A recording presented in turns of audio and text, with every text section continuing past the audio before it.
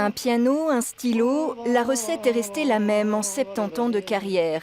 Derrière le monument de la chanson française se cache un artisan humble et perfectionniste, un orfèvre des mots, un amoureux des mélodies qui a traversé les modes et les décennies, un certain Charles Aznavour. C'est-à-dire que j'écris pas une chanson en une journée, il faut qu'elle travaille en moi, mais je l'écris avec plaisir.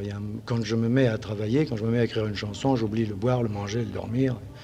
Et je travaille sans arrêt parce que je veux trouver le mot qui va me satisfaire moi. Je cherche une sorte d'équilibre dans la phrase elle-même. C'est trop triste Venise, au temps des amours mortels. La bohème, mes amis, mes amours, mes emmerdes.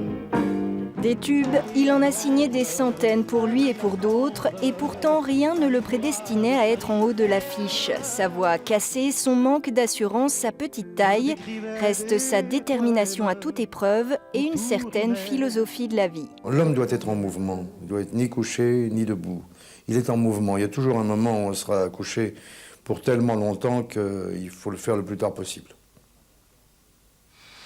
Celui qui aurait dû s'appeler Chanour renoue avec ses racines arméniennes. Nommé ambassadeur, il devient le porte-voix de sa terre de cœur. Mais c'est en Suisse qu'il choisit d'installer sa famille, un havre de paix pour celui qu'on surnomme le Sinatra français. Mais je me demande si on a envie de vivre 24 heures sur 24 à notre époque. Je crois qu'on a envie de s'évader de l'époque. Et la Suisse, c'est vraiment, là, c'est un paradis, mais pour humain. Plus de 1400 chansons dans 6 langues, des milliers de concerts dans 82 pays. Charles Aznavour laisse une œuvre universelle qui transcende les frontières, les styles et les générations. Menez-moi au pays de mer. Il me semble que la misère serait moins pénible au soleil